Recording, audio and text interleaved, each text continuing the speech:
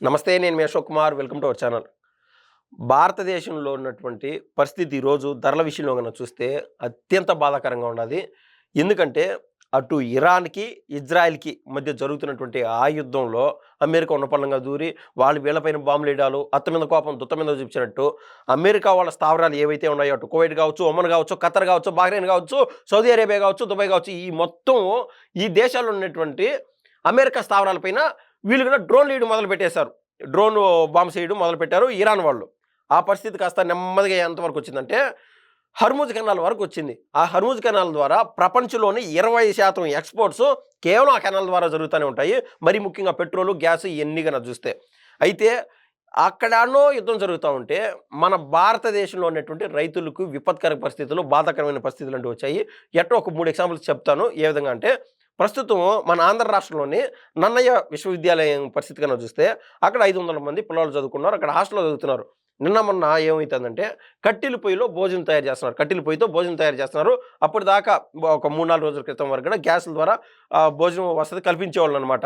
ఎందుకయ్యా మీకు ఆ పరిస్థితి వచ్చింది? ఏంది ఈ విషయం అని అడిగితే, సార్ మేము బ్లాక్‌లో 3000 డబ్బులు పెట్టా కూడా మాకు గ్యాసులు దక్కట్లేదు అని చెప్పి వాళ్ళు బాధపడుతున్నారు. అయితే నిన్న మన నరేంద్ర మోడీ గారు అదేవిధంగా రిలయన్స్ వాళ్ళు వీళ్ళ స్టేట్మెంట్లు కన్నా చూస్తే భారతదేశం ఈ గ్యాస్ అయిపోతుందని చెప్పి, పెట్రోలియం అయిపోతుందని చెప్పి భయపడాల్సిన పని లేదు, బాధపడాల్సిన పని లేదు. నెక్స్ట్ 4-6 వారాల వరకు మనకు అన్ని నిల్వలు ఉన్నాయి. మీరు ఎటువంటి టెన్షన్ పడద్దు. ఎక్కడున్న రేట్లు అక్కడే ఉండాలా. పెంచితే మాత్రం ఒప్పుకోము. వాళ్ళపైన కేసులు పడతాయని చెప్పి నరేంద్ర మోడీ గారు పీఎం స్థాయిలో ఓపెన్‌గా చెప్పడం జరిగింది. ఇని మనం గమనించాం. కానీ ఇంకొన్ని పరిస్థితులు చెప్తాను. పుచ్చకాయ వేసుకున్నటువంటి రైతుల పరిస్థితి. అదేవిధంగా దోస ఇవన్నీ అంటే ప్రస్తుతం ఎండాకాలం పెరుగుతుంది. దాంతో పాటు చలికాలంలో గానీ, ఆ టైంలో గాని పైరు గాని ఏస్తే అవుట్‌పుట్ కాస్త రాదనమాట. అంటే కాయలు పెరగవు. ఆ చలి కావచ్చు, దాంతో పాటు సూర్యుడు ఎక్కువ అంటే ఆ సూర్యరశ్మి తక్కువ ఉన్నందువల్ల కాయలు పెరుగుదల ఉండదు. ఏదేమైనా కూడా కాలానుగుణంగా ఎండాకాలం వస్తుంది కదా! బయట బగబగమనేటువంటి ఆ సూర్యుడిని తాపం నుంచి తప్పించుకోవడానికి ఎవరైనా సరే సాఫ్ట్‌వేర్ ఇంజినీర్ కావచ్చు, సగటు ప్రజలు ఎవరైనా సరే అంతో ఇంతో డబ్బులు ఖర్చు పెట్టి ఫ్రూట్స్ కొనుక్కొని పోయి ఇంట్లోకి తీసుకెళ్ళిపోతానంటారు. సో, డిమాండ్ అనేది ఎక్కువ. ఈ క్రమంలో దాన్ని క్యాష్ చేసుకుంటారు ఎవరైనా సరే. అది రైతులు క్యాష్ చేసుకోవాలా? వాళ్ళకి అది సరైన మార్కెట్ ఉంటది కాబట్టి, ఇప్పుడు పుచ్చకాయల రైతుల పరిస్థితి ఏమైందంటే ఒక నెల ముందు ఏదైతే ఈ యుద్ధానికి ముందు జనరల్‌గా ఒక్క టన్ను అంటే 1000 కేజీల పుచ్చకాయ ధరలు ఏకంగా రూ. 22 రేటున్నాయి. అది కాస్త ఎండాకాలం తీవ్రత రూపం దాల్చుతున్నటువంటి ఈ నేపథ్యంలో అది కాస్త 24కి పెరిగుండొచ్చు, 26కి పెరిగుండొచ్చు. ఈ యుద్ధం పుణ్యమా అని చెప్పి రైతులు ఏ పరిస్థితికి పడిపోయినారంటే, ఆ టన్ను ధర కాస్త రూ. 12 పడిపోయింది. ఒక 2, 3 రోజుల క్రితం. ఈ రోజు ధర వచ్చి ఏకంగా కేవలం రూ. 9 పడిపోయింది. అంటే 100 టన్నులుగాన పండిస్తే ఆ రైతు రూ. 22,00,000 డబ్బులు సంపాదించేవాడు. కానీ రూ. 12,00,000 కూడా సంపాదించుకోలేక 9,00,000 సంపాదించుకున్నాడు. కానీ దానికి పెట్టినటువంటి ఖర్చు ఒక రూ. 6,00,000 ఖర్చు పెట్టి ఉండరా? అంటే రూ. 3,00,000 మాత్రం ఆయన మిగులుతుంది. ఆయన దాంతోనే ఆయన కుటుంబ పరిస్థితులన్నీ చూసుకొని పిల్ల పాపలు చూసుకోవాలి. రకరకాల ఆయన పరిస్థితులు ఆయనటి. ఆ మాదిరి ఉన్నది ఒక పుచ్చకాయ రైతు వ్యవహారం. ఇదే మాదిరి ప్రతి ఒక్క విషయంలో కూడా అక్కడ యుద్ధం అని చెప్పి ఈడ ఇబ్బందులు జరుగుతున్నాయి. అంటే ఇక్కడి నుంచి బయటికి ఎక్స్‌పోర్ట్ చేసేవాళ్ళు. ఆ ఎక్స్‌పోర్ట్ కాస్త ఎక్కడికక్కడ అన్ని దేశాలు నిలిపేసున్నాయి. అటు హర్ముజ్ కెనాల్ కావచ్చు, గల్ఫ్ వాళ్ళు ఎక్కువ కొనేవాళ్ళు రంజాన్ సందర్భంగా. వాళ్ళు వాళ్ళ దేశంలోకి దిగుమతి చేసుకోవట్ల. ఎక్కడ పడితే అక్కడ పైన విమానాలు పోయినా కూడా కూల్చేస్తున్నారు. ఎందుకులేరా స్వామి రిస్కులు అని చెప్పి తీసుకోవట్లే.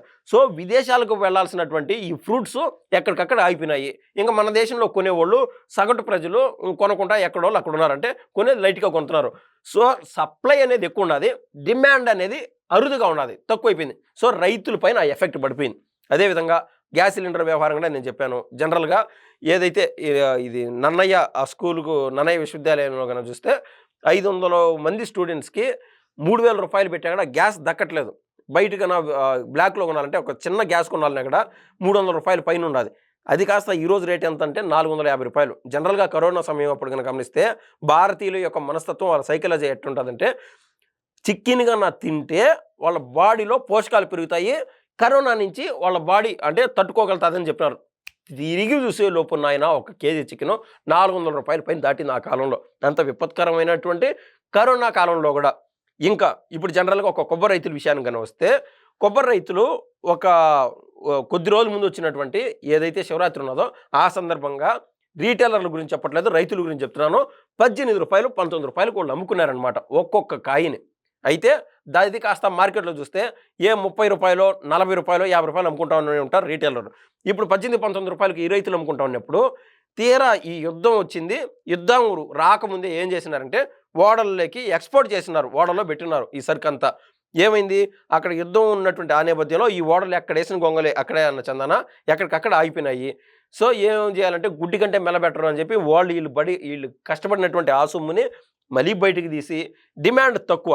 భారతదేశంలో మరి ముఖ్యంగా ఏదైతే ఇటు కర్ణాటక, ఆంధ్ర, తూర్పుగోదావరి, పశ్చిమ గోదావరి కావచ్చు, కేరళ, ఈ అదేవిధంగా తమిళనాడు ఈ మొత్తం రాష్ట్రాల్లో మనమేం కొంటాం జనరల్‌గా మనం కొంటున్నాం గదా! వాళ్ళకెందుకు డబ్బులు రాలేదంటే ప్రతిసారి ఒక సాంప్రదాయంగా ఏం చేస్తా ఉన్నామంటే ఎక్స్‌పోర్ట్ చేసుకుంటా వస్తా ఉన్నాం. ఎక్స్‌పోర్ట్ ఎక్కడికక్కడ ఆగిపోయింది. అతి త్వరలో రంజాన్ ఉన్నది. రంజాన్ వచ్చినప్పుడు అక్కడికన్నా ఎక్స్‌పోర్ట్ చేస్తే ఈ సరుకంతా అక్కడికి పోతది. వాళ్ళు ఎక్కువ రేటుకి కొంటారు. ఇక్కడ తక్కువ ఉంటది కాబట్టి మన దగ్గర ఉన్నటువంటి సరుకు డిమాండ్ పెరిగిపోతది. ఇక్కడ కూడా వాళ్ళకి రేట్లు ఉండేటి రైతులకి. కానీ ఆడ ఎక్కడికైతే అడ్డుకట్ట పడిందో రేట్లు ఎక్కడికక్కడ ఆగిపోయినాయి. ఇంకా ఈ రంజాన్ తర్వాత ఏదైతే శ్రీరామనవమి ఉన్నదో ఈ జనరల్‌గా ఈ మాదిరి వెళ్తా ఉంటది. ధరల స్థిరీకరణ ఏమి ఇబ్బంది ఉండదని చెప్పి. సో, అక్కడ శ్రీరామనవమిని కూడా క్యాష్ చేసుకునేవాళ్ళు రైతులు. కానీ ఈ సరుకు ఎక్కడేసిన గొంగలు అక్కడే ఉన్న చందన ఉన్నందున ధరలనేది పెరగట్లేదు. పెరగకపోగా రూ. 13, రూ. 14కు పడిపోయి రైతులు విపత్కర పరిస్థితిలో బాధాకరమైన స్థితిలోకి నెట్టివేయబడుతున్నారు. ప్రతి సంవత్సరం 50,00,000 కోట్లు, 58,00,000 కోట్లు, 70,00,000 కోట్లు అని చెప్పి సెంట్రల్‌లో బడ్జెట్ అనౌన్స్ చేస్తానే ఉంటారు. దాంట్లో కనీసం 2,00,000 కోట్ల రూపాయలైనా రైతుల్ని దృష్టిలో పెట్టుకొని ధరల స్థిరీకరణ నిధి కన్నా ఏర్పాటు చేస్తే ప్రతి రైతు సంతోషంగానే ఉంటారు.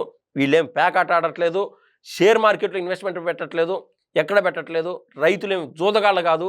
ఓపెన్‌గా చెప్పాలంటే అది పచ్చి బాధ. వీళ్ళు పడేటువంటి కష్టానికి వాళ్ళకి సరైన న్యాయం జరగాలని చెప్పి నేనైతే భావిస్తున్నాను. ధన్యవాదాలండి.